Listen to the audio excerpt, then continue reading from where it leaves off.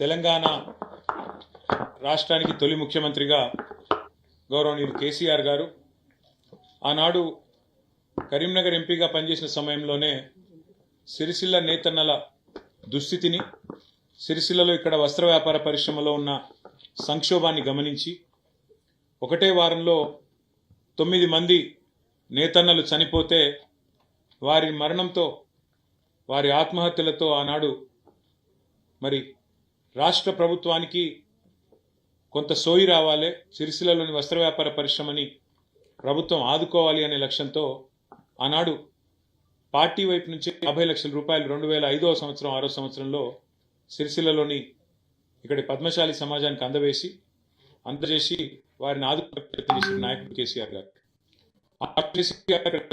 మాట్లాడినారు, తెలంగాణ దాకా ధైర్యంగా ఉంటుందండి, వచ్చిన తర్వాత నేను ఆదుకుంటాను మిమ్మల్ని, నేను కాపాడుకుంటాను మిమ్మల్ని అని చెప్పి వారు ఆ రోజే హామీ ఇవ్వడం జరిగింది.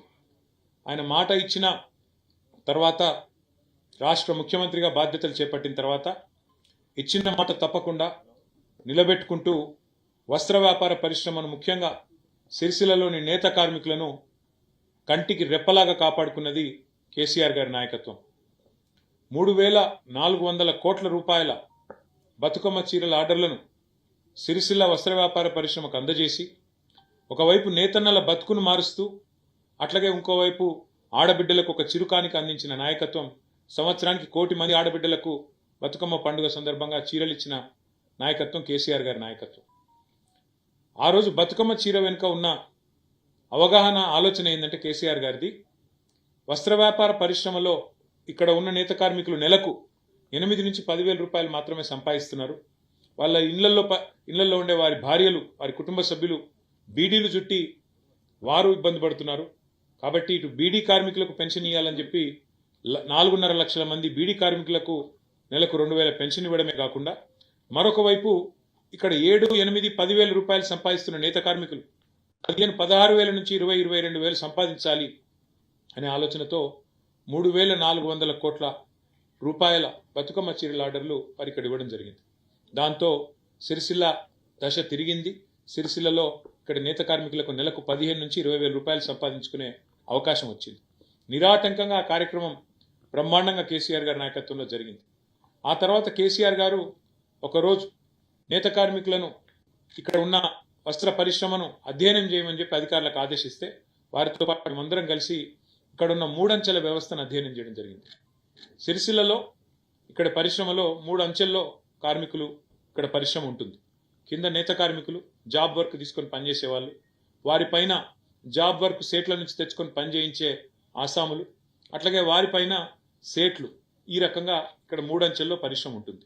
అయితే కేసీఆర్ గారి ఆలోచన ఏమంటే, సిరిసిల్లలో కార్మికుడిగానే ఉండాలనా, ఈ పరిస్థితి మారాలి కదా అని ఆలోచించి కార్మికుడిని ఆసామి చేసే ఒక బృహత్తరమైన కార్యక్రమం, వర్కర్ టు ఓనర్ అనే కార్యక్రమానికి కేసీఆర్ గారు శ్రీకారం చుట్టడం జరిగింది. దాంతోపాటు వారు ఇంకొక గొప్ప ఆలోచన కూడా చేసినారు. ఎవరైతే ఇళ్లలో బీడీలు చుడుతున్న ఆడబిడ్డలు ఉన్నారో వారికి నెలకు ఒక 12-16 రూపాయలు సంపాదించుకునే అవకాశం, మంచి ఆరోగ్యకరమైన వాతావరణంలో, ఎందుకంటే బీడీలు చుడితే క్యాన్సర్లు, ఇతరత్ర వ్యాధులు వస్తున్నాయి కాబట్టి వారికి కూడా ఆరోగ్య సమస్యలు రాకుండా ఉండాలన్న ఉద్దేశంతో ఇక్కడ సిరిసిల్ల పట్టణం పక్కనే 200 ఎకరాల్లో అపారల్ పార్కు, దాని పక్కనే వర్కర్ టు ఓనర్ అనే కార్యక్రమం దేశంలో ఎక్కడా లేదు, బహుశా ప్రపంచంలో కూడా ఇట్లాంటి కార్యక్రమం ఎక్కడా ఉండదు. అంటే ఒక కార్మికుడిని ఆసామి చేసే కార్యక్రమం 400 కోట్ల రూపాయలతో ప్రవేశపెట్టింది కేసీఆర్ గారు. ఇవాళ మీరు చుట్టూ చూస్తే ఇక్కడ ఆ షెడ్లన్నీ 2 ఏళ్ల కిందటనే పూర్తి చేయబడ్డాయి. దాదాపు 50 షెడ్లు.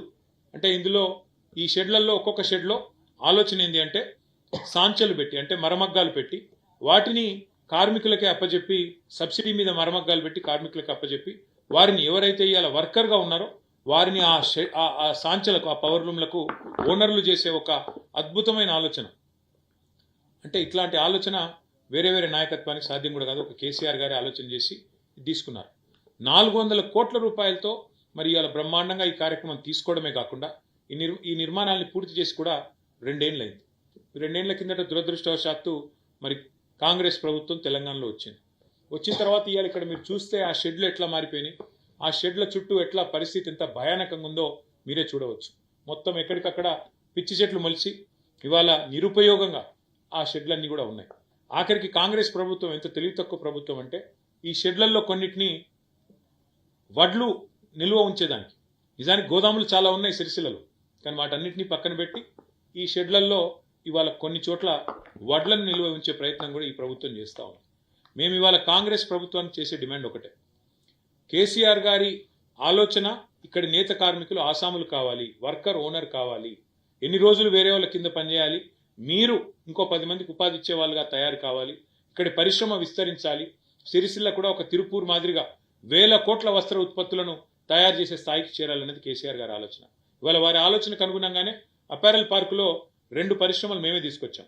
గ్రీన్ నీడిల్ అనే పరిశ్రమ, అక్కడ ఇవాళ తయారయ్యే ఉత్పత్తులు న్యూయార్క్ పోతా ఉన్నాయి. అట్లాగే పక్కనే ఉండే టెక్స్పోర్ట్ అనే పరిశ్రమ, అందులో కూడా ఇవాళ దాదాపు 2000 మంది మహిళా సోదరిమణులు పనిచేస్తూ ఉన్నారు. మా ఆలోచన ఇక్కడ ఏముండే అంటే ఇక్కడ దాదాపు కనీసం ఒక 1500 మంది మా నేత కార్మికులు ఆసాములు కావాలి, పక్కన అపారెల్ పార్కులో ఒక 25,000 మంది మా ఆడబిడ్డలకు ఉపాధి కలగాలని చెప్పి 200 ఎకరాల్లో ఇంత అద్భుతంగా మేము ఈ కార్యక్రమాన్ని తీసుకున్నాం. ఇవాళ రాష్ట్ర ప్రభుత్వాన్ని నేను సిరిసిల్ల శాసనసభ్యుడిగా మరి నేను డిమాండ్ చేస్తా ఉన్నా బీఆర్ఎస్ తరఫున, మీరు సంక్రాంతి లోపల ఈ వర్కర్ టు ఓనర్ అనే కార్యక్రమాన్ని వెంటనే, ఇప్పటికే 2 ఏళ్ళు తాత్సారం చేసిండ్రు మీరు, 2 ఏళ్ళు పూర్తి స్థాయిలో ఈ పథకాన్ని నిర్వీర్యం చేసే ప్రయత్నం చేసినారు. ఇకనైనా మీ మొద్దు నిద్రల నుంచి బయటికి రండి, వెంటనే సంక్రాంతి లోపలే ఈ వర్కర్ టు ఓనర్ అనే పథకాన్ని స్టార్ట్ చేయాలి. దానికి తగిన మొత్తంలో మరి పూర్తి స్థాయిలో పవర్ లూమ్ సబ్సిడీ మీద కొనడానికి గతంలో ఏ ప్రణాళికలు అయితే ప్రభుత్వం రూపొందించిందో దానికి అనుకూలంగా వచ్చే బడ్జెట్లో కూడా డబ్బులు పెట్టాలి. మీరు సంక్రాంతి లోపల లిస్టు ఫైనల్ చేసి ఆసాములకు కనుక మీరు లెటర్లు కేటాయించకపోతే సంక్రాంతి తర్వాత వెంటనే మా పార్టీ ఆధ్వర్యంలో సిరిసిల్లలోని నేతన్నలందరినీ ఇక్కడికి తీసుకొచ్చి, నేత కార్మికుల్ని ఇక్కడికి తీసుకొచ్చి, ఎవరి కోసమైతే కేసీఆర్ గారు ఇంత పెద్ద కార్యక్రమం తీసుకున్నారో దాన్ని నిర్వీర్యం చేస్తున్న కాంగ్రెస్ ప్రభుత్వ వ్యతిరేక విధానాలకు, నేతన్నలకు వ్యతిరేకంగా చేస్తున్న ఈ విధానాలకు నిరసనగా ఒక మహాధర్నా కార్యక్రమాన్ని ఇక్కడే చేపడతాం. దాదాపు ఒక 10,000 మందితో మొత్తం సిరిసిల్ల పట్టణాన్ని కదిలించి ఈ కార్యక్రమాన్ని తీసుకుంటాం. అపారెల్ పార్క్ కూడా ఇవాళ కొత్త పరిశ్రమ ఒక్కటి కూడా రాలేదు 2 ఏళ్లలో. ఆనాడు కేసీఆర్ గారి ప్రభుత్వంలో మేము తీసుకొచ్చిన 2, ఒకటి గ్రీన్ నీడిల్, రెండోది టెక్స్పోర్ట్, ఇవి తప్ప ఒక్క పరిశ్రమ కూడా కొత్తగా తెచ్చిన తెలివి కూడా వీళ్ళకి లేదు. దాంతోపాటు ఇక్కడ ఈ మొత్తం షెడ్లన్నింటినీ కూడా ఈ రకంగా నిర్వీర్యం అయిపోయే విధంగా, మరి గాలికి, వానకు, ఎండకు, ప్రకృతికి ఇడిచిపెట్టి కనీసం మెయింటెనెన్స్ కూడా లేకుండా అధ్వాన పరిస్థితిలో వాళ్ళు ఏదైతే ఈ 400 కోట్ల ప్రజాధనాన్ని వృధా చేసే ప్రయత్నం చేస్తున్నారో వెంటనే ప్రభుత్వం మొద్దు నిద్ర నుంచి మేల్కొని ఈ విషయంలో ఒక నిర్ణయం తీసుకోవాలి. వెంటనే ఆసాముల లిస్టు తయారు చేసి పారదర్శకంగా మొత్తం మేమేదైతే 1500 మందిని ఆసాములు చేయాలి కార్మికులు అనుకున్నామో ఆ విధంగా మరి ఇక్కడున్న సంఘాలతో మాట్లాడి పారదర్శకంగా లిస్టు తయారు చేయాలి. లేకపోతే సంక్రాంతి లోపల ఈ కార్యక్రమం పూర్తి చేయకపోతే పెద్ద ఎత్తున నిరసన కార్యక్రమం తీసుకుంటాం, ప్రభుత్వాన్ని వదిలిపెట్టాం. నేను శాసనసభలో కూడా ఈ అంశం మాట్లాడతాను, ప్రభుత్వాన్ని అడుగుతాను. కానీ ఇక్కడ ఉండే అధికారులు కూడా తక్షణమే స్పందించి కనీసం సాఫ్ సఫాయి కూడా చేస్తలేరు. ఇక్కడ చూస్తే మీరు ఇవాళ అసాంఘిక కార్యకలాపాలకు అడ్డగా మారిపోయే పరిస్థితి కనబడతా ఉన్నది. వెంటనే ఇక్కడ పారిశుద్ధ్యం చేయాలా, దాంతోపాటు లిస్టు ఫైనల్ చేయాలా, లేకపోతే బీఆర్ఎస్ ఊరుకోదు అనే మాట కూడా మళ్ళొకసారి తెలియజేస్తూ, నేతన్నలందరూ ధైర్యంగా ఉండాలా.